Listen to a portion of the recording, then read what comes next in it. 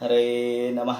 धर्माचा जणू मूर्तिमान पुतळा, धर्माचा जणू मूर्तिमान पुतळा, भासे जना भूवरी, भासे जना भूवरी. दीक्षा देऊनि जो जगतिया, दीक्षा देऊनि जो जगतिया, बद्धास हो उद्धरी. बद्धास हो उद्धरी. वाणीने वदता भागवती कथा, वाणीने वदता भागवती कथा, व्यासा प्रती भासला, व्यासा प्रती भासला. तो हा गुरु श्री जनार्दन असा, तो हा गुरु श्री जनार्दन असा, पाटांगणी शोभला. पाटांगणी शोभला. सद्गुरुनाथ महाराज की जय. हरे नमः. प्राचीन बहुवाच भगवंस्ते वचोस्माभिर न सम्यक अवगम्यते, कवयस्तद्विजानन्ति न वयं कर्ममोहिताः.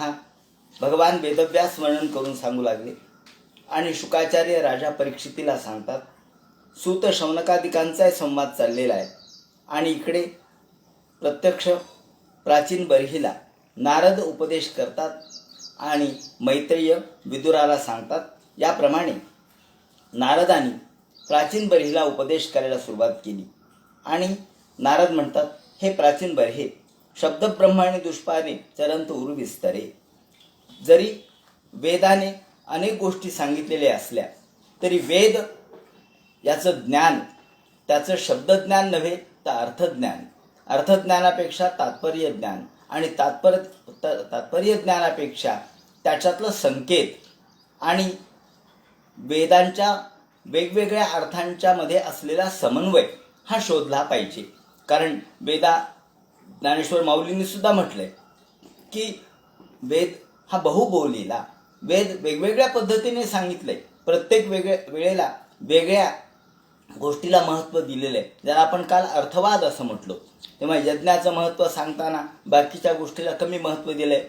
त्याचप्रमाणे यज्ञ, दान, तप हे सर्व वेदाने विषय मांडलेले आणि त्यानुसार आहुर धूम्र धियो वेदम सत्कर्म मतद्विधा. सत्कर्माबद्दल त्याचप्रमाणे काही वेदातले विधान असे की जे आपल्याला कर्मप्रवृत्त करणारे, ज्याला आपण प्रामुख्याने काल बघितलं की धर्म हा कधी आपणाला बाह्य स्वरूपामध्ये प्रवृत्तीकारक आहे असं लक्षात येतं. वास्तविक प्रवृत्ती आणि निवृत्ती, मूळ धर्माचा हेतू निवृत्तीच आहे, परंतु सुरुवातीला प्रवृत्ती आवश्यक आहे. कशासाठी? तर माणसाने योग्य पद्धतीने वागावं म्हणून ही प्रवृत्ती सांगितली, ज्याला आपण प्रामुख्याने लालूच दाखवणे किंवा सुरुवातीला लहान मुलाला ज्याप्रमाणे शाळेत जाण्यासाठी आपण बिस्किटचा एक लालूच दाखवतो, बिस्किटचं आमिष दाखवतो, चॉकलेटचं आमिष दाखवतो आणि चॉकलेटचं बिस्किटचं आमिष दाखवून त्याला शाळेमध्ये जायला प्रवृत्त करतो. आता तो SSC ला गेला, 12वीला गेला, HSC ला गेला, मग आता चॉकलेट द्यायची गरज आहे का हो? अहो आता काय गरज आहे म्हणे. अहो त्यावेळेला तुम्ही देत होता आणि आता का नाही देत? आता त्याला सहजच वाटतंय की आपण अभ्यास करावा, आपण महाविद्यालयात जावं, शाळेत जावं. हे जसं त्याला अंतःप्रवृत्ती होते, सुरुवातीला असते ती लालूच, म्हणजे आपल्याला चॉकलेट मिळावं म्हणून शाळा, परंतु नंतर मात्र चॉकलेट किंवा बिस्किट ही प्रवृत्ती गळून पडते आणि तो शिक्षणासाठी ज्याप्रमाणे प्रवृत्त होतो त्याप्रमाणे धर्माचं लक्षण सुद्धा चोदनो लक्षणोर्थ धर्म असं म्हटलंय की सुरुवातीला चोदना, सुरुवातीला आपल्याला प्रवृत्ती या दृष्टीने लक्षण धर्माचे 2 पद्धतीने सांगितलेले आहेत. तेव्हा हे तात्पर्य आपल्याला कळलं पाहिजे. वेदाने एवढंच सांगितलंय असं नाही. तेव्हा त्यांनी म्हटलंय की वेद हा बहुबोलीला, वेगवेगळ्या पद्धतीने वेदांनी उपदेश केलेला आहे.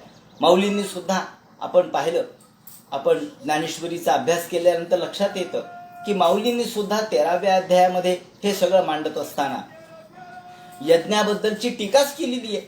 अहो त्यांनी स्पष्ट शब्दात वापरलंय, शब्दात सांगितलंय की यज्ञ करणारे जे ते केवळ स्वर्गासाठी यज्ञ करतात आणि पुन्हा क्षीणे पुण्य मर्त्य लोकम विशंती, पुन्हा क्षीण पुण्य झालं की खाली येतात.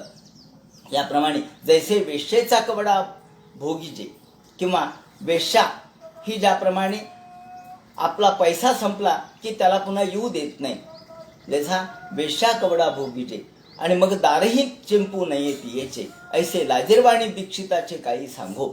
अशा पद्धतीने माऊलीने सुद्धा त्याचा धिक्कार केलेला आहे. असो, म्हणून ते म्हणतात की यज्ञ हे सकर्म मतदिद्विधा, कर्म करण्यास प्रवृत्त केलंय फक्त या ठिकाणी. म्हणून वेदाचा तो अर्थ आमाशीचं ठावा हे आपण काल बघितलं. किंवा तत्व पुसावया गेलो वेदज्ञांशी तव तयापासी भरले विधी निषेध. याप्रमाणे नामदेव महाराजांनी सुद्धा वेद हा केवळ विधी आणि निषेधापुरता आहे, तत्व त्यांनी सांगितलं नाही, तत्व त्यालाही सांगता आलं नाही असं म्हटलंय. स्तब्धो बृहद्बधान्मानी कर्म नावैशी यत्परम. या ठिकाणी नारद म्हणतात, अरे प्राचीन बरे, तू यज्ञ केलास त्याबद्दल आम्हाला काहीच म्हणायचं नाही, पण यज्ञ करत असताना यज्ञातून अहंकाराची निवृत्ती व्हायला पाहिजे, कर्मातून अहंकाराची निवृत्ती व्हायला पाहिजे. परंतु कर्मातून जर अहंकार वाढत गेला तर तो कर्म निरर्थक आहे, ते कर्म निरर्थक आहे. म्हणून कर्मातून कर्मनिवृत्ती म्हणजे कर्माबद्दलच्या अभिमानाची निवृत्ती, कर्माबद्दलच्या गर्वाची निवृत्ती आणि कर्म करता करता नैष्कर्म्य प्रवृत्ती प्राप्त झाली पाहिजे, हा उद्देश आहे.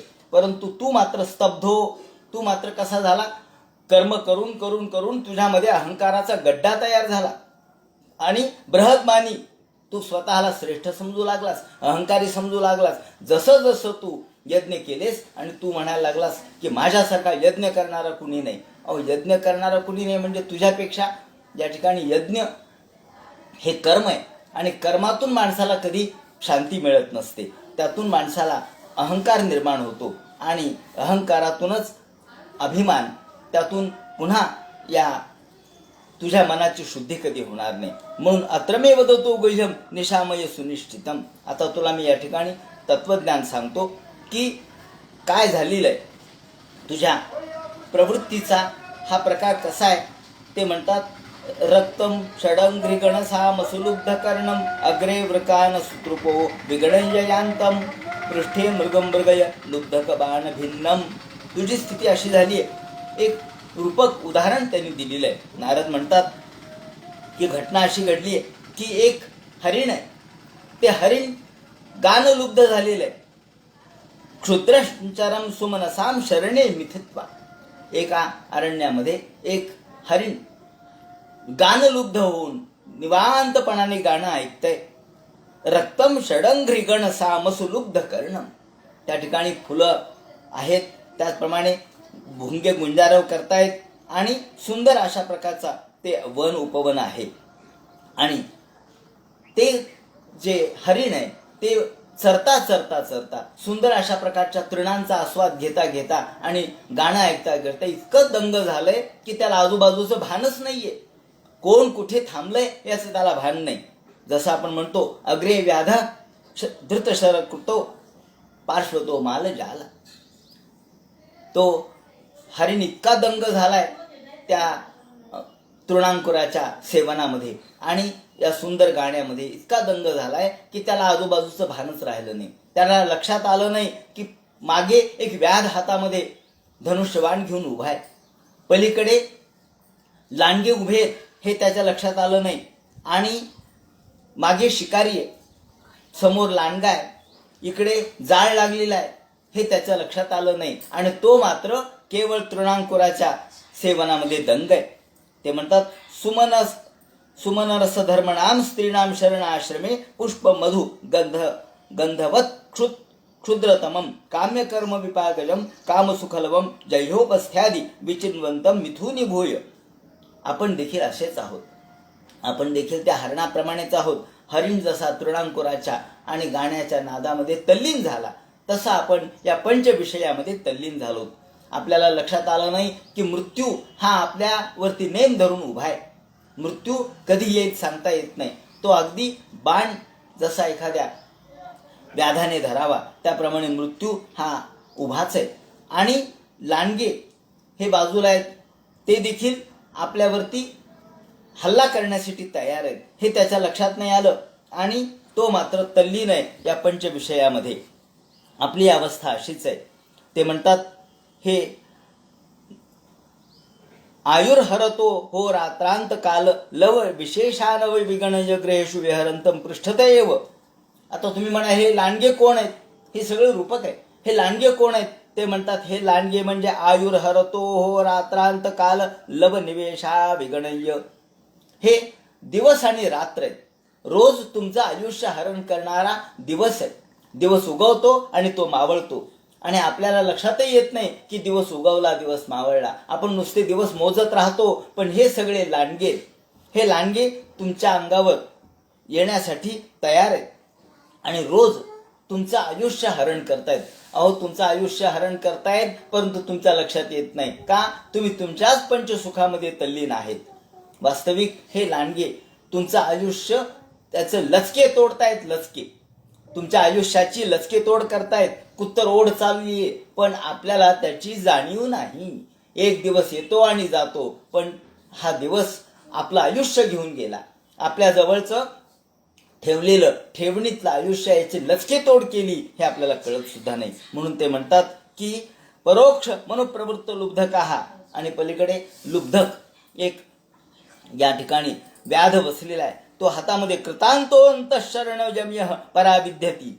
तो कृतांत रूपी हा लुब्धक आहे. कृतांत रूपी हा शिकारी आहे.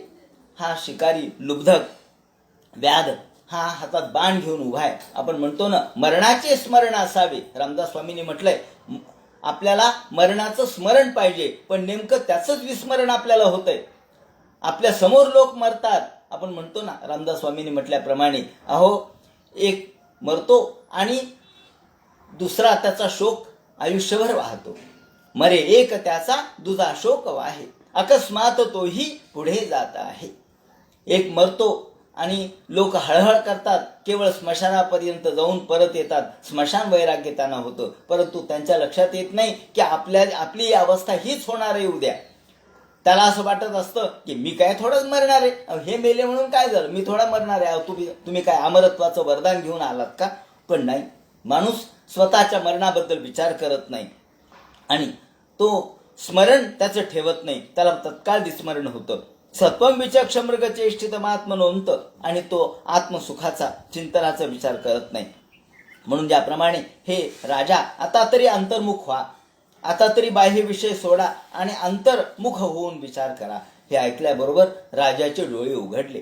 प्राचीन बरीचे डोळे उघडले. तो म्हणतो श्रुतन मनवीक्षितम ब्रह्मन भगवान यदभाषत. भगवंता हे नारदा आपण जो उपदेश केला तो खरोखर अलौकिक आहे. मला आतापर्यंत हे ज्ञान कधीच झालं नाही. मी कर्मालाच श्रेष्ठ मानलं, कर्मालाच महत्व दिलं. मला कुणीच याचा उपदेश केला नाही. संशयो तुम्ही विप्र संचिन्न तत्कृतो महान. तुम्ही माझ्या अंतःकरणात ज्ञानाचा प्रकाश उत्पन्न केला. खरोखर आपण अलौकिक आहात. आपण श्रेष्ठ आहात. माझं पूर्व पुण्य उदयाला आलं म्हणून आपली भेट झाली.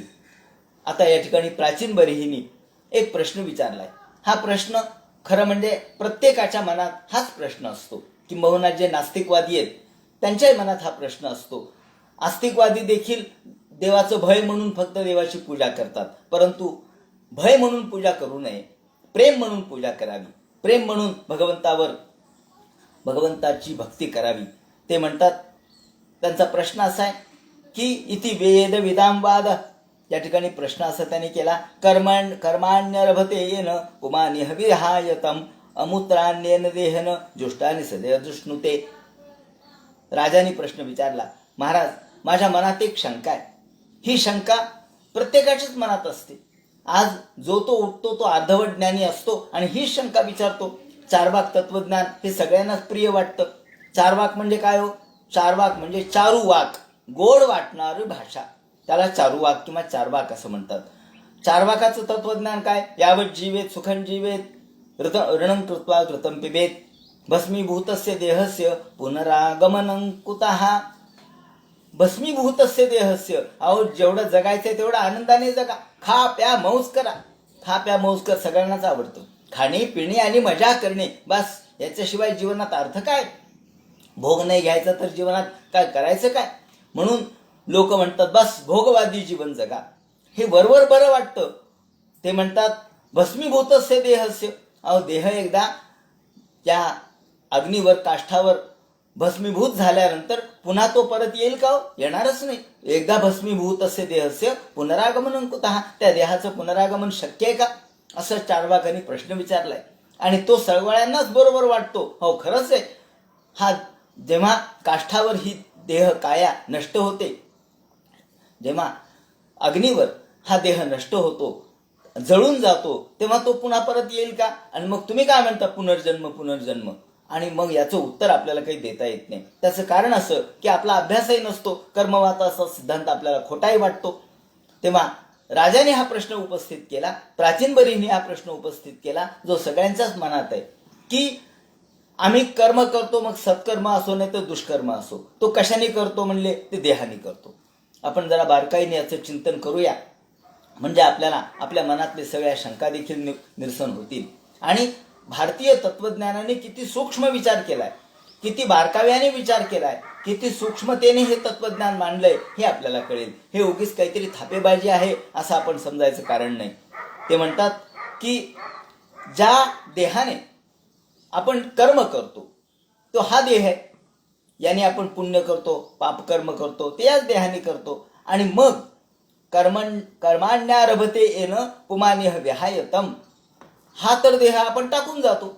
हा तर देह याच पृथ्वी तलावर राहतो. हाच तर देह इथंच टाकतो आपण, भौतिक देह. मग आम्हाला पाप पुण्याचा भोग कोण भोगतं? पाप पुण्य कोण भोगतं? हा प्रश्न याचा मूलभूत आहे. आणि हा प्रश्नच चार्वाक तत्वज्ञानाला कळला नाही. चार्वाक तत्वज्ञानाने केवळ भस्मीभूतस्य देहस्य पुनरागमनं कुतः असं म्हटलं, पण नारदाने याचं उत्तर देऊन टाकलेलं आहे. तेव्हा आपण या गोष्टीचा विचार करूया. ते म्हणतात अमूत्रान्येन देहेन जुष्टाने सयदश्नुते. तेव्हा आम्ही स्वर्ग सुख भोगतो, नरकाचं दुःख भोगतो, तो कशाने भोगतो? देह तर इथंच पडलेला आहे आणि पापपुण्य या देहाने झालेलं आहे. तेव्हा आम्हाला पापपुण्याचा भोग कोणत्या देहात आणि कसा प्राप्त होईल?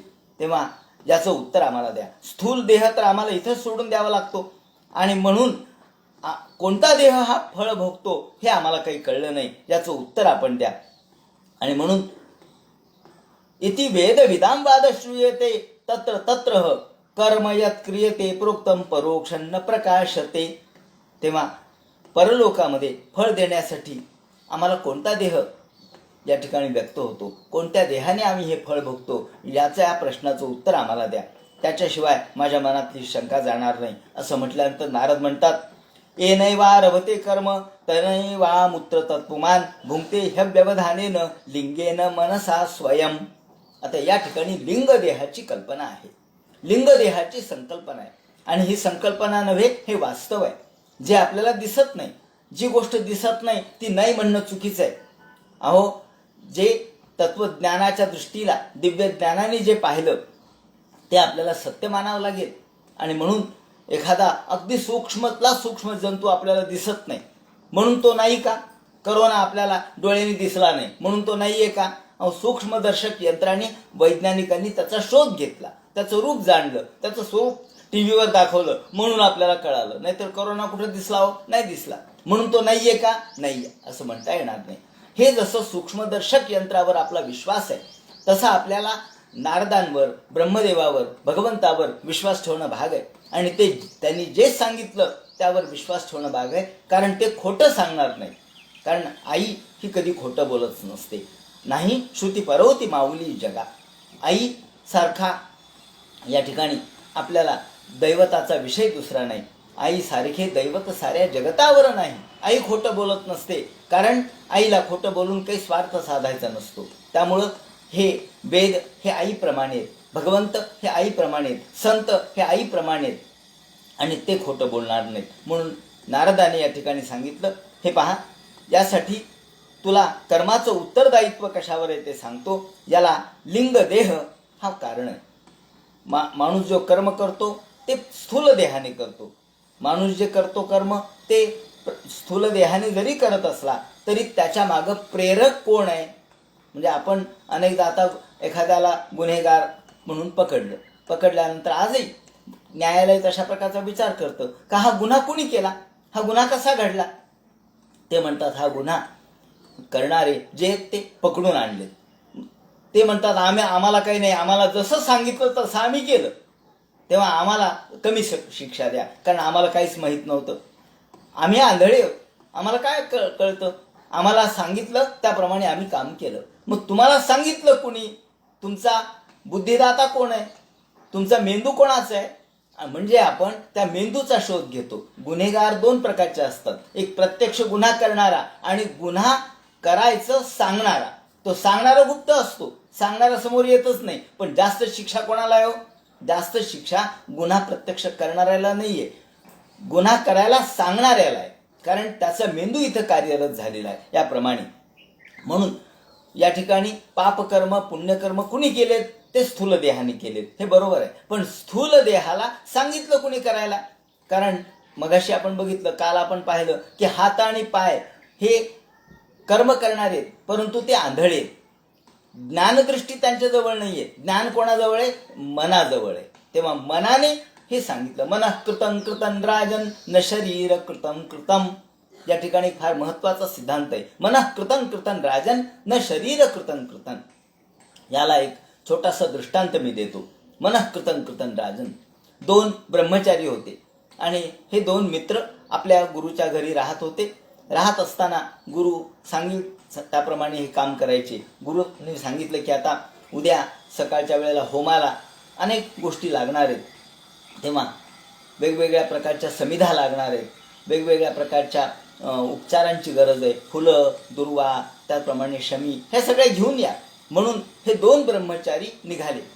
पावसाळ्याचे दिवस होते आणि नदीच्या पलीकडे ओलांडून गेले. तिकडे त्या नदीच्या पलीकडे ओलांडले. संध्याकाळ झाली. समिधा घेतल्या, दुर्वा घेतल्या, फुलं घेतले आणि हे येऊ लागले.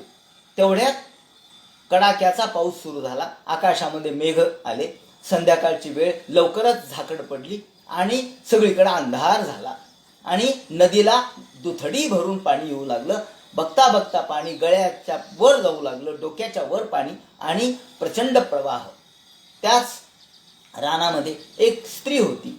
ती देखील काटे कुटे गोळा करण्यासाठी आलेली होती. आपलं चुलीला पेटवण्यासाठी काही काटे कुटे तिने घेतले आणि ती निघाली. तेवढ्यात पाऊस आल्यामुळं आणि रात्र झाल्यामुळं संध्याकाळ, त्याचप्रमाणे अंधार सगळीकडे पडल्यामुळं ती घाबरली आणि ती आणि हे दोन ब्रह्मचारी. आता ती म्हणाली, महाराज पलीकडच्या तीरावर माझं लेकरू मी झाडाला बांधून ठेवलेलं आहे झोळीमध्ये. आता त्या माझ्या लेकराकडं माझं लक्ष लागलंय. पावसामध्ये ते ओलं झालं असेल आणि नदीला तर प्रचंड पूर आला. हा कधी ओसरेल सांगता येत नाही, मला पोहता येत नाही. महाराज तुम्ही मला मदत करता का? आता मदत कशी करायची? म्हणजे मला तुम्ही तर पोहणार, तर मला सोबत घेऊन तुम्ही जा. तो एक ब्रह्मचारी एकमेकाकडे बघू लागले. म्हणले काय स्त्रीला कसं काय स्पर्श करायचा हो म्हणले. दुसरा म्हणला हरकत नाही म्हणे, ठीक आहे मी पोहतो, तू माझ्या पाठीवर बैस. दुसरा ब्रह्मचारी म्हणला मी नाही बाबा स्पर्श करत, आपण ब्रह्मचारी आहोत आणि आपण गुरुगृही शिकतो आहोत, तेव्हा ब्रह्मचर्य आपलं भंग पावेल, काय करावं. तेव्हा दुसऱ्याने मात्र तत्काळ मान्यता दिली. क्षणभर विचार केला की इथे माणुसकी श्रेष्ठ आहे, तिचा जीव वाचवणं श्रेष्ठ आहे, तिच्याबरोबर तिच्या बाळाचा जीव वाचवणं श्रेष्ठ आहे. क्षणात विचार केला आणि तिला डोक्यावर घेतला आणि निघाला. पाठीवर तिला बसवलं आणि पोहत पोहत पोहत दोघेही नदीच्या पलीकडे आले. नदीच्या तीरावरून पलीकडे आल्याबरोबर त्या दुसऱ्या ब्रह्मचार्यांनी तिला सोडलं. ती आपल्या मुलाकडे गेली असेल. इकडे हे दोन ब्रह्मचारी भराभरा भराभरा निघाले. गुरु वाटच पाहत होते. गुरुच्या आश्रमात आल्याबरोबर एक ब्रह्मचारी जो दुसरा होता तो म्हणला, गुरु महाराज अहो म्हणले या ब्रह्मचार्यांनी माझ्या मित्रांनी त्याचं ब्रह्मचर्य ढळलं म्हणले. म्हणले काय झालं? अहो म्हणले एक स्त्री त्याने तिला डोक्यावर घेतलं आणि इथपर्यंत आणलं, तिला पुरामधून वाचवलं, तिच्या सोबत हा आला, तिचा स्पर्श याला झाला म्हणजे याचं ब्रह्मचर्य भंग पावलं. आता असं म्हणल्याबरोबर गुरु हे अंतर्दृष्टीचे अंतर्ज्ञानी होते. ते म्हणाले त्याचं ब्रह्मचर्य नाही भंग पावलं म्हणले. मग कोणाचं ब्रह्मचर्य? अरे तुझं ब्रह्मचर्य भंग पावलं म्हणे. म्हणे कसं काय? हे पहा म्हणे, त्यांनी तिला आणलं आणि तिला दुसऱ्या तीरावर सोडून ती निघूनही गेली. याच्या मनात तर तिच्याबद्दल काही नव्हतंच, परंतु तू मात्र तिला मनात ठेवलंस. यांनी तिला डोक्यावर घेतलं आणि सोडून दिलं, तू मात्र तिला डोक्यात ठेवलं आणि मला येऊन सांगितलं. म्हणजे तू विचाराने भंग पावलास, विचाराने तुझ्या मनातलं ब्रह्मचर्य भंग पावलं. म्हणून देहाने जरी एखादी कृती केली तरी ती माफ आहे, पण ती मनाने करू नये. म्हणून मनः कृतं कृतं राजन, तू मनामध्ये ठेवलंस, तू तुझ्या बुद्धीमध्ये ठेवलंस, तुझ्या अंतःकरणात ठेवलंस, तुझ्या मेंदूत ठेवलंस, म्हणून तू खरा दोषी आहेस. त्यांनी घेतलं आणि सोडूनही दिलं, तू मात्र मनात ठेवलंस. सांगायचं तात्पर्य असं की एखाद्या वेळेला देहाने एखादी गोष्ट होते, ते म्हणतात शरीराने एखादी गोष्ट झाली तरी चालेल, परंतु मन तिकडे जाऊ देऊ नकोस, मनाने तू या ठिकाणी भंग पाहू देऊ नकोस तुझं ब्रह्मचर्य. सांगायचं तात्पर्य असं की मन हे या ठिकाणी कारणीभूत आहे, सगळ्या गोष्टीला मन कारणीभूत आहे, देह कारणीभूत नाही. म्हणून देह हा तर फक्त कर्म करणार आहे, म्हणून देह कर्म करणार आहे, देह केवळ साधनभूत आहे, परंतु त्याला प्रेरणा देणारं मन आहे. आणि म्हणून कर्मात्मन्याहितम भुंक्ते, जे मन या ठिकाणी सत्कर्म किंवा दुष्कर्माला कारणीभूत ठरतं, आणि काम जरी शरीर करत असलं, काम जरी स्थूल शरीर करत असलं, तरी त्याचं प्रेरक मात्र मन असतं. आणि म्हणून ममैते मनसा यद्य सा वाहा मिति ब्रुवन्, याप्रमाणे गृह्णीयात् तत्त्वमान्राद्धं कर्म येन पुनर्भवः यथानुमीयते चित्त मुभयैरिंद्रियैर्हितैः. आणि मन हे या सगळ्या गोष्टीचा कारणीभूत आहे. मन हे आपल्या शरीरामध्ये सर्वाला प्रेरक आहे. स्वप्नामध्ये ज्याप्रमाणे आपलं शरीर जागेवरच पडलेलं असतं, पण मनाने आपण सगळं भोगत असतो, तिथं तसं मन कारणीभूत आहे. तसं आपण मी देह आहे, हा मी आहे, मी हे काम केलं, अशा प्रकारचा जो पापपुण्याचा अहंकार आहे तो आपल्या मनावर आपण घेऊन आपण फिरत असतो, आणि त्यातून आपल्याला जन्म घ्यावा लागतो. म्हणून वृत्तीवरून आपल्याला पूर्वजन्म कळतो. यथानुमीयते चित्त मुभयैरिंद्रियैर्हितैः, ते म्हणतात तुमच्या वृत्तीवरून तुमचा पूर्वजन्म ओळखू येतो. एवं प्राग्देहजम कर्म लक्षते चित्तवृत्तीभिः. प्रागजन्म, पूर्वीचा जन्म, आपण पूर्वी कोणत्या जन्मात होतो हे कशावरून ओळखायचं म्हणले तर तुम्ही पूर्वी कोणत्या जन्मात होते हे कशावरून ओळखायचं तर तुमच्या चित्तवृत्तीवरून. तुमच्या चित्तवृत्तीवरून तुमचा पूर्वजन्म ओळखू येतो.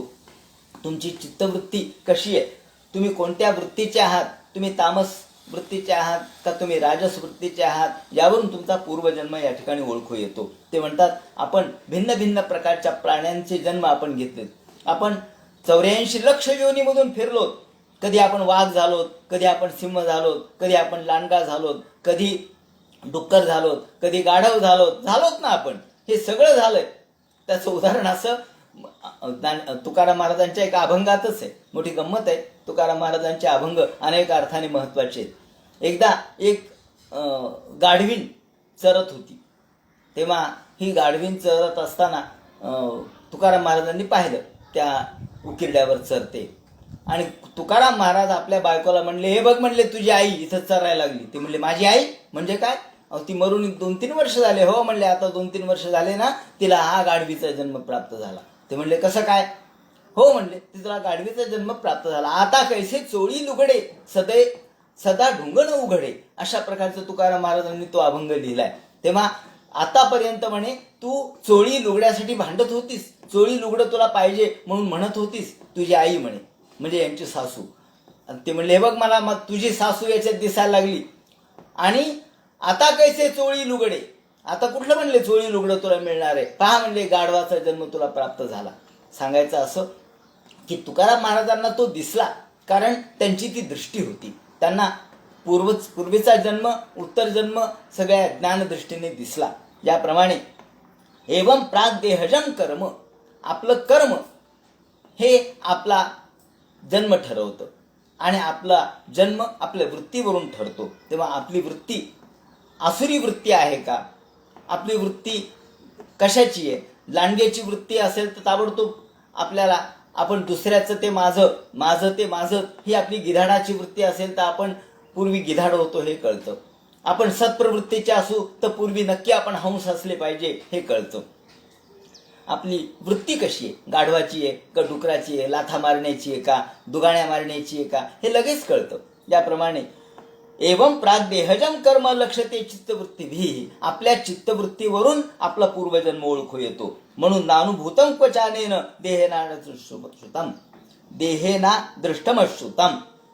तेव्हा देहावर हा देह या ठिकाणी जरी पडत असला तरी मन मात्र कायमच असतं, आणि हे मन या सगळ्या कर्माला कारणीभूत आहे. पाप आणि पुण्याचा जो संस्कार आहे तो मनावर होतो. पाप आणि पुण्य करण्याची प्रेरणा देखील मनच देतं. म्हणून मन एव मनुष्यस्य पूर्व रूपाने शंसती. स्पष्टपणे सिद्धांत त्यांनी मांडलाय की मनच माणसाचं पूर्व रूप स्पष्ट करतं आणि पूर्व रूप हे आणि भावी रूप हे मनावरच कळतं.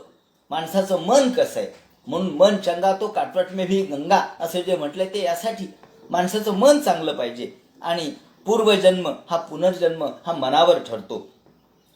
नारदाने स्पष्टपणे ही गोष्ट या ठिकाणी सांगितली, हा सिद्धांत सांगितलाय की मन एव मनुष्यस्य, मनच सगळ्या गोष्टीला कारणीभूत आहे. मन एव मनुष्याणाम कारणं बंध मोक्षयोः असं श्रीकृष्णाने सुद्धा 11व्या स्कंदामध्ये उद्धवाला तत्वज्ञान सांगताना सांगितलंय. मन एव मनुष्याणाम कारणं बंध मोक्षयोः, बंध आणि मोक्ष याला मनच कारणीभूत आहे. मन एव मनुष्यस्य पूर्व रूपाणी शंसती भविष्यत भद्रंते तथैव न भविष्यतः. म्हणून माणसाचा पूर्वजन्म आणि माणसाचा उत्तर जन्म हा मनावर अवलंबून आहे. हे या ठिकाणी सिद्धांत झाला. हा देह महत्वाचा नाहीये म्हणून चार्वाकाला उत्तर मिळालंय. चार्वाकाने जे म्हटलंय ना की भस्मीभूतस्य देहस्य पुनरागमनं कुतः, माणसाला पुण्य आणि पाप प्राप्त करण्यासाठी किंवा पुण्य आणि पापाचा भोग घेण्यासाठी पुन्हा हा देह कसा मिळणार आहे. हा देह तर इथं जळून भस्मसात झाला. या काष्ठावर तब काया भस्म यदा होईलही काष्ठावर तब काया. आपली काष्ठावर म्हणजे यथा काष्ठंच एकदा काष्ठावर आपण लाकडावर आपण प्रेत ठेवल्याबरोबर ते प्रेत आणि लाकूड एकच होऊन जातं. आता लाकूड आणि प्रेत काही वेगळं राहत नाही. आपण त्याला नाव देतो फक्त अमुक अमुक म्हणून, परंतु ते प्रेतवत झालेलं लाकूडच असतं. मग ते काही परत येणार आहे का म्हणले? हो म्हणले परत येणार आहे. ते परत येणार नाही पण त्याचं मन मात्र हे वेगवेगळ्या कोणत्याही जन्मात मन एकच आहे. हा सिद्धांत आहे. यावर कोणी विश्वास ठेवा नाही तर न ठेवा, परंतु यांनी स्पष्टपणे म्हटलंय मन एव मनुष्याचे पूर्व रूपाने शंसती. प्रत्येक जन्मात मन तेच आहे, मन बदलत नाही. मन हे हजारो जन्मात एकच आहे. शरीर बदलतं, मन बदलत नाही. आणि म्हणून मनावर सगळे संस्कार आहेत, मनावर संसार आहे, मनावर परमार्थ आहे, मनावर सगळ्या गोष्टी अवलंबून आहेत. अदृष्टम अश्रुतम चात्र क्वचन मनसी दृश्यते.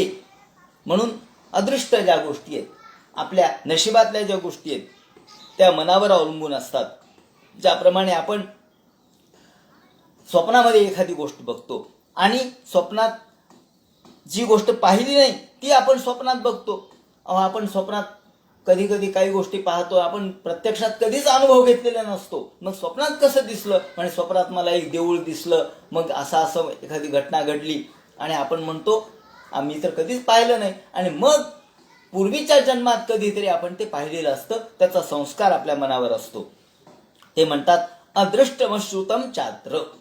या ठिकाणी मन हे तेच असतं. जसं आपल्याला माहिती आहे, अगदी गेल्या 300-400 वर्षापूर्वी संत तुकाराम महाराजांच्या काळामध्येच संत बहिणाबाई म्हणून होत्या, ज्यांनी संत कृपा फळा आली म्हणून जो अभंग लिहिलाय तो अभंग श्रेष्ठ दर्जाचा अभंग आहे. इमारत फळा आली म्हणून ज्ञानदेवे रचिला पाया तुका झालासे कळस. अशा पद्धतीचा जो अभंग आज अभंग रूपाने प्रसिद्ध झालाय, तो अभंग लिहिणाऱ्या संत बहिणाबाई या जेव्हा कीर्तनाला जात असत त्यांच्या सोबत एक वासरू येत असे. हे वासरू त्यांच्या सोबत येईल तेव्हा त्या काळच्या अनेक लोकांना आश्चर्य वाटलं की हे वासरू यांच्या सोबत काय येतं. बरं ते कीर्तन ऐकायचं, शांत बसायचं कीर्तन ऐकताना आणि पुन्हा बहिणाबाई सोबत जायचं आणि हेच वासरू बहिणाबाईच्या सोबत अनेक वर्ष होतं. नंतर तिचा मृत्यू, त्यांचा त्या वासराचा मृत्यू झाला. तेव्हा त्यांना असं सांगण्यात आलं की हे वासरू म्हणजे यांच्या पूर्वजन्मीचे, यांच्या सोबतचे कोणीतरी आहेत की ज्यांच्यामुळं या वासराला हिचा संग लागला आणि हिची आवड निर्माण झाली. त्याचप्रमाणे आपल्याला हेही माहिती आहे की संत बहिणाबाईंनी आपल्या मुलाला आपले मागचे 13 जन्म सांगितले. मृत्यूच्या वेळेला आपल्या मुलाला बोलवून घेतलं आणि सांगितलं मागचे 13 जन्म मी कुठे होते. प्रत्येक ठिकाणच्या आईवडिलाचा उल्लेख केलाय, गावाचा उल्लेख केलाय, स्थळाचा उल्लेख केलाय, माझे आईवडील काय करत होते याचा उल्लेख केलाय. आणि आता आजकालचे लोक विज्ञानवादी म्हणा किंवा बुद्धिवादी म्हणा ते म्हणतात हे भ्रम आहे. म्हणले मृत्यूच्या वेळेला लोकांना भ्रम होतो त्याप्रमाणे ही फ्रेंझी आहे. फ्रेंझी म्हणजे भ्रमिष्ठपणा. हा भ्रमिष्ठपणा आहे. भ्रमिष्ठपणात काहीतरी बरळल्यात, म्हणजे ज्याला योगी लोकांना जो अनुभव येतो. अहो, बहिणाबाई काही सामान्य नव्हत्या, ते योगानुभव सिद्ध होत्या. योगानुभवाचा अनुभव त्यांना प्राप्त होता. अशा या बहिणाबाई मृत्यूच्या वेळेला काय भ्रमिष्ठ झाल्या का? काय नाही. त्यांनी आपले 13 जन्म सांगितले, आणि एवढंच नव्हे तर त्यांनी आपल्या मुलाला हेही सांगितलं की तुला याच्यानंतर आणखी एक जन्म आहे आणि त्यानंतर तुला मुक्ती प्राप्त होणार आहे, हेही सांगितलं. हे कोण सांगू शकतं? हे ज्ञानी सांगू शकतो. म्हणून मागचे 13 जन्म त्यांना आठवू शकतात.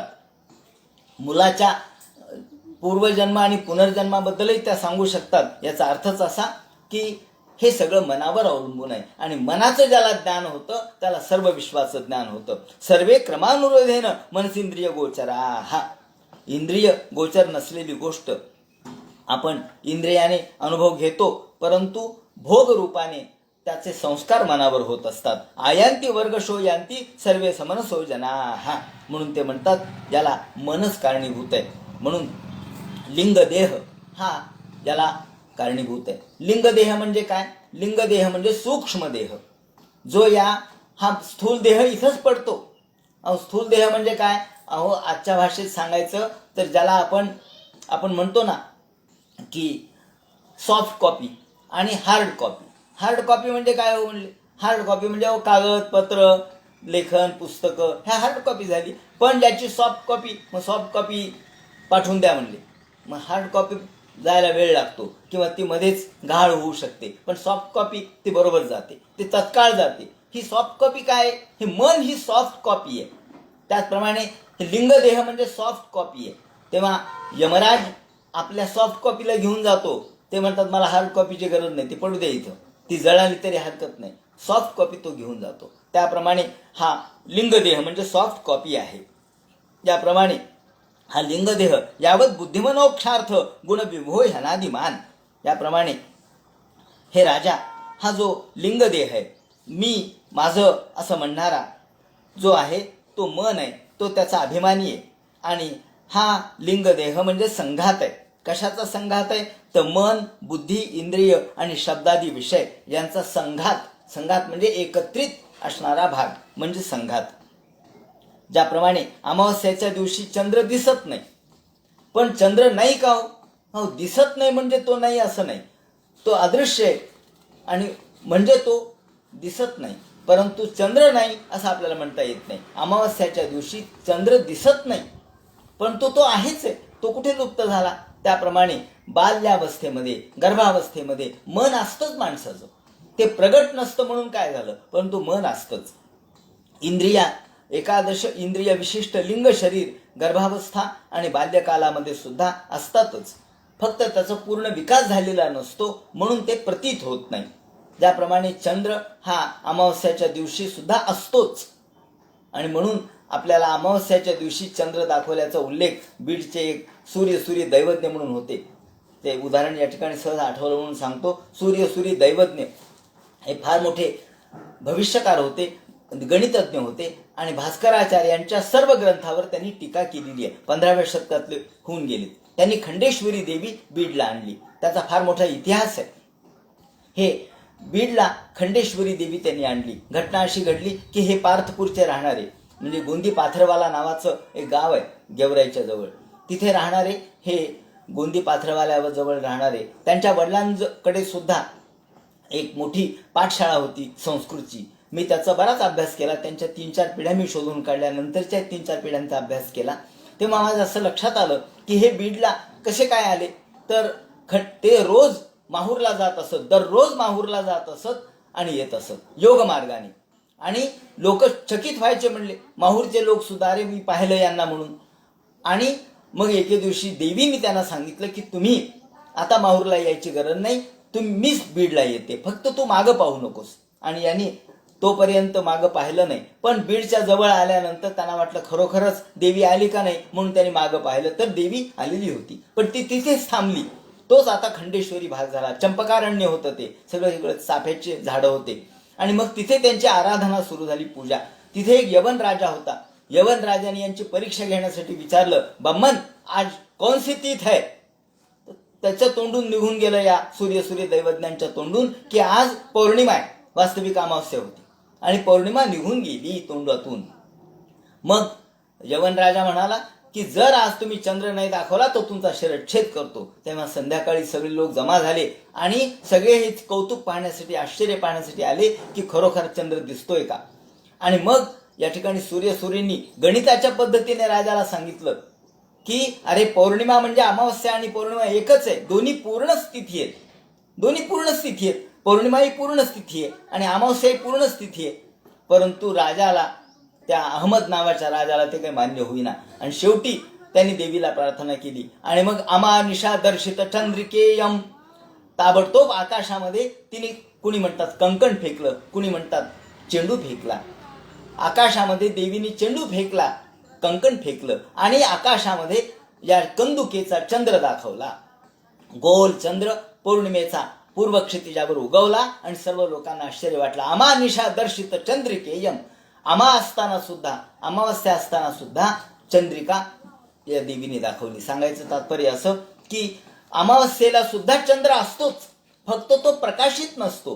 प्रकाशित देवीला करता येतो, देवीला काही करता येऊ शकतं, देव हे काही करू शकतो. तेव्हा चंद्र नाही असं नाही, चंद्र आहेच आहे, फक्त तो प्रकाशित नाही.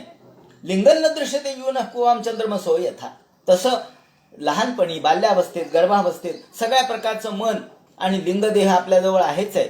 त्या सगळ्या गोष्टी, 11 इंद्रिया विशिष्ट लिंग शरीर आपल्याजवळ असतंच, फक्त त्याचा विकास झालेला नसतो म्हणून आपल्याला ते दिसत नाही.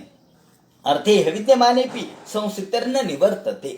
ते म्हणतात स्वप्नामध्ये ज्याप्रमाणे आपण एखादी गोष्ट पाहावी आणि ती नंतर खोटी ठरावी, याला उदाहरण ज्ञानेश्वर माऊलीने सुद्धा एका ठिकाणी दिलंय, ते या ठिकाणी मुद्दाम देतो मी. स्वप्नी प्रिया पुढे तरुणांगी, निजेली चेवऊन अंगी, आलिंगिले वीण आलिंगी सकामुकरी.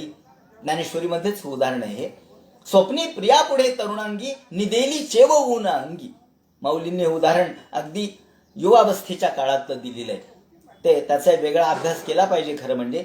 आता तो विषय आत्ता नाहीये. स्वप्नी प्रिया पुढे तरुणांगी, एखाद्या तरुणाला, युवकाला युवावस्थेमध्ये एखादी तरुणी स्वप्नामध्ये दिसते आणि त्याला वाटतं की आता ही स्वप्नातली तरुणी, हिला आपण आलिंगन द्यावं, आणि तो आलिंगन देतोय आणि सकाळी जागा उठून पाहिल्यानंतर ती स्त्री नाही, ते तारुण्य नाही, ते आलिंगन नाही, काहीच नाही.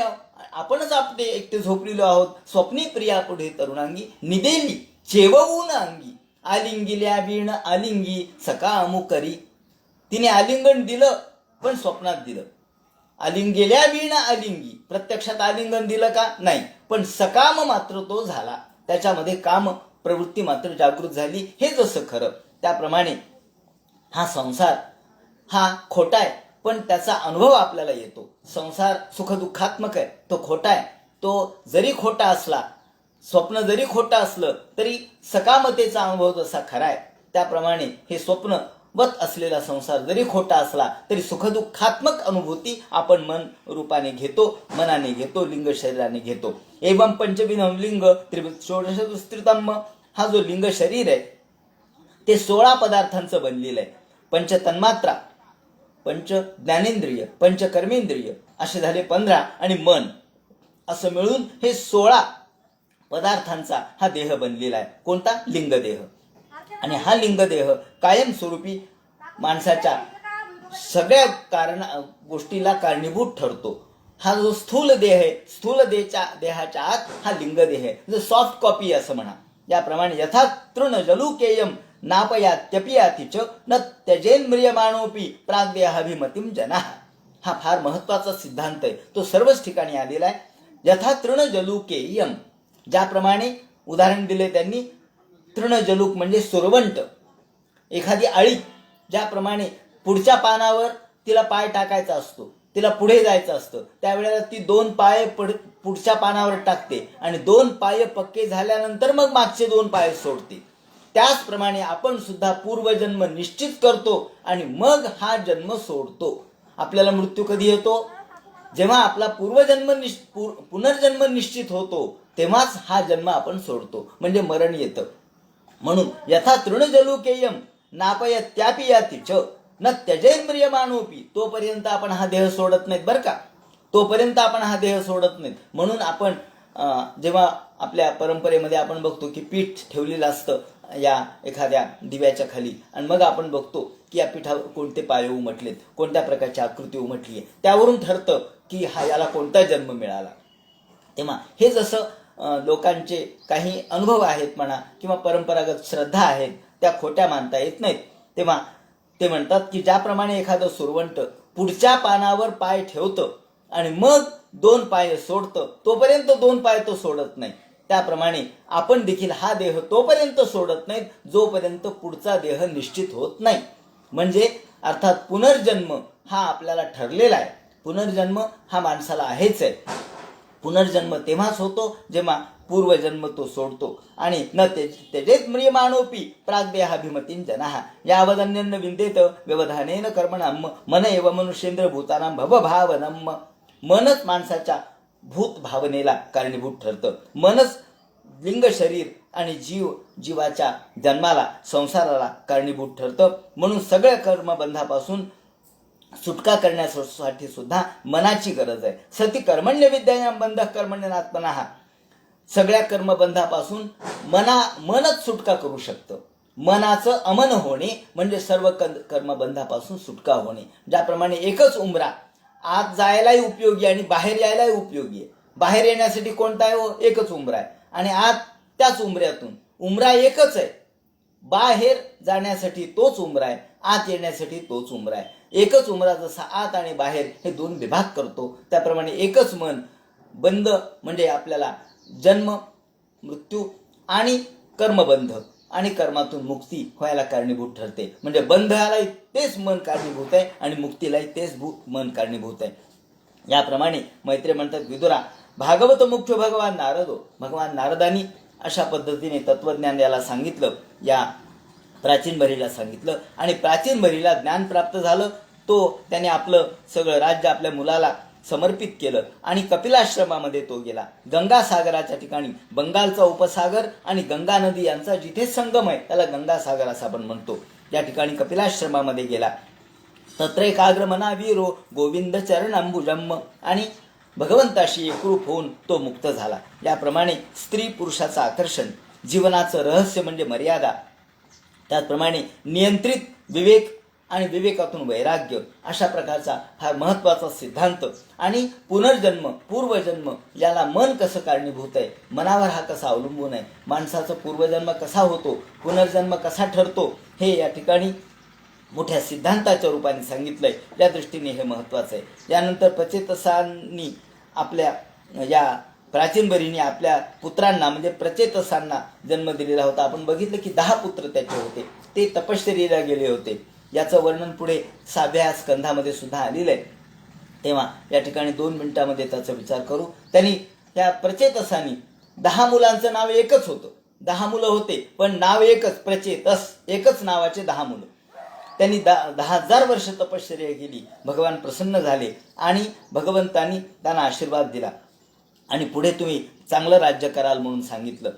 त्यानंतर हे त्या समुद्रातून बाहेर आल्याबरोबर समुद्रातून ते बाहेर निघाले आणि तेवढ्यात त्यांना एक गोष्ट दिसली, ती म्हणजे सगळीकडे झाडं वाढलेली. इतकी झाडांची गर्दी दिसली आणि ते म्हणाले, अहो इथून रस्ताच नाही जायला, काय करावं. म्हणून ताबडतोब त्यांनी आपल्या जवळच्या सामर्थ्याने, आपल्या डोळ्यातल्या अग्नीने हे सगळे वृक्ष जाळायला सुरुवात केली. तेवढ्यात ब्रह्मदेव त्या ठिकाणी आले आणि भस्मसात क्रियमाणानाम द्रुमान वीक्ष पितामहः. सगळे वृक्ष जळू लागले. हे पाहता क्षणीच ब्रह्मदेव तिथे आले आणि ब्रह्मदेवाने सांगितलं, अरे अरे अरे हे पुत्रांनो, तुम्ही काय करू लागले, ह्या वृक्षांना का जाळू लागले, या वृक्षांनी तुमचं काय बिघडलं. हा फार मोठा चांगला पर्यावरणाचा संदेश दिलेला आहे. तो संदेश या ठिकाणी मुद्दाम सांगतो. पर्यावरण हे रक्षण कसं आवश्यक आहे याचा उल्लेख भागवतामध्ये केलेला आहे. ब्रह्मदेव म्हणतात की तुम्ही हे वृक्ष जाळू नका. आणि मग ह्या वृक्षांनी तुमचं काय वाईट केलं सांगा बरं. म्हणून वृक्ष संवर्धनाचा त्याने उपदेश केला आणि वृक्षतोड किंवा वृक्षाचं जे ज्वलन आहे ते थांबवलं आणि सांगितलं, आता या वृक्षाच्या जवळ एक मुलगी त्या ठिकाणी ठेवलेली होती. कंडो प्रमलोचया लब्धा कंडू नावाच्या ऋषीच्या तपाचा भंग करण्यासाठी इंद्राने एक अप्सरा पाठवली होती, प्रमलोचा नावाची. त्या प्रमलोच्या अप्सरेपासून आणि कंडू नावाच्या या ऋषीपासून एक मुलगी उत्पन्न झाली. आणि ही मोठी सुंदर मुलगी शेवटी ती प्रमलोचा ही तर स्वर्गात निघून गेली. मग या मुलीचं रक्षण कोणी करावं, तर झाडांनी तिचं रक्षण केलं असं वर्णन केलेलं आहे. झाडांनी तिचं रक्षण केलं आणि चंद्रमाने मोठ्या प्रेमाने आपल्या अमृतवर्षिणी तर्जिनी तिच्या तोंडामध्ये दिली. म्हणजे कारण जन्माला आल्यानंतर तिला दूध पाहिजे ना आईचं. मग आईचं दूध कुठे मिळावं, तर चंद्राने आपली अमृतमय तर्जनी तिच्या मुखामध्ये दिली. त्यामुळं तिला तिचं बालपण मोठ्या आनंदात गेलं. ती त्यातून वाढली, तिला पुन्हा दूध प्यायची गरज लागली नाही.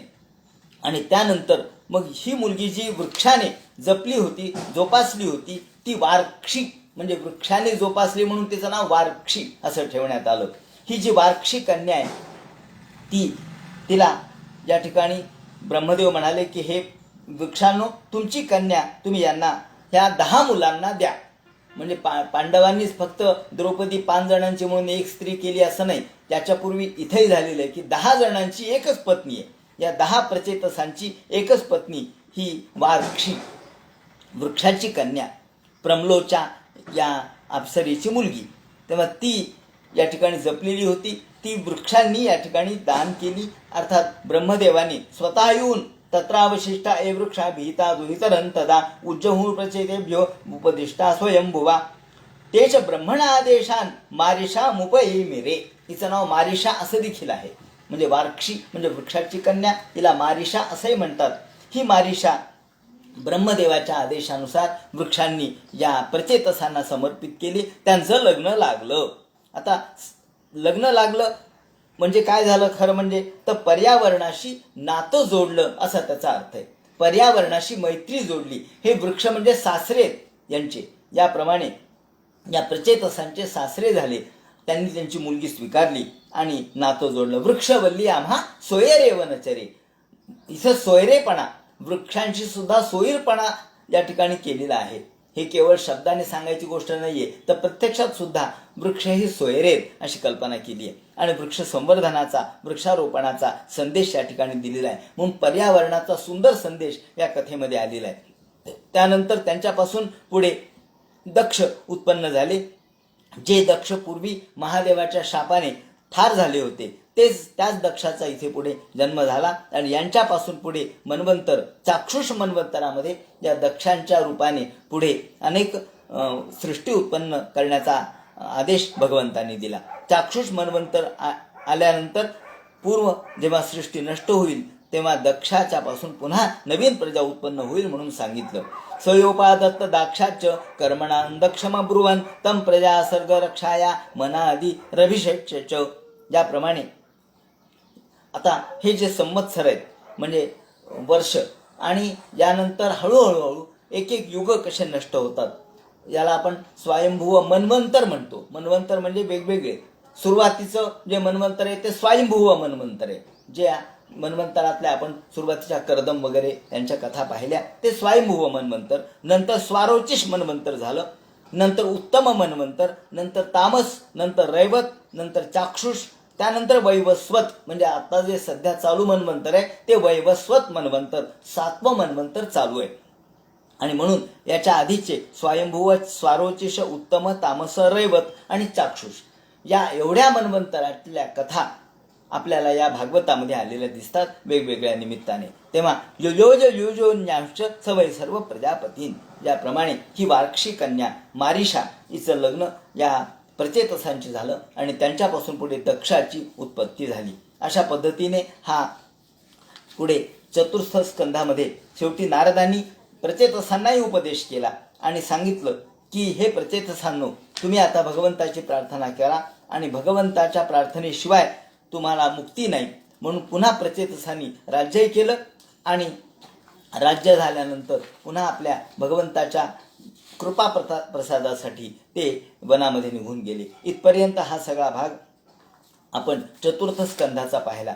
आता यानंतर पंचम स्कंधाला आता उद्यापासून आपण प्रारंभ करणार आहोत. पंचम स्कंधामध्ये प्रत्यक्ष प्रियव्रताचं चरित्र आहे, त्यानंतर ऋषभदेवाचं चरित्र आहे, ज्यांच्यापासून जैन धर्म उदयाला आला ते ऋषभदेव आणि ऋषभदेवांचे पुत्र भरत, ज्यांच्यापासून या भारताला भारत हे नाव पडलं. म्हणजे जो दुष्यंताचा पुत्र भरत तो वेगळा, रामाचा भाऊ भरत तो वेगळा, आणि त्याच्या आधीचा हा भरत आहे ज्यांच्यापासून भारताला, त्याच्या आधी भारताचं नाव वेगळं होतं. याचं वर्णन की अजनाभ वर्ष असं या भारताला म्हणत असत. तेव्हा अजनाभ वर्षाच्या नंतर भारत हे जे नाव पडलं ते या भरतापासून पडलं. त्याचं चरित्र आपण आता उद्यापासून प्रियव्रताचे चरित्र बघू, नंतर ऋषभाचं आणि नंतर भरताचं. याप्रमाणे या पंचमस्कंधाला उद्यापासून प्रारंभ होईल. हा सगळा गद्य विभाग आहे, त्याच्यामध्येच खगोल वर्णन वगैरे सुद्धा आहे. या दृष्टीने भागवतातलं विज्ञान आपण तिथून समजून घेऊ. असो, या ठिकाणी आपण आजच्या चिंतनाचा विराम करूया. कुंडली कवरते हर विठ्ठल, सीताकांत स्मरण जय जय राम, पार्वती पते हर हर महादेव, श्रीमज्जनार्दन गुरुमूर्तये नमः.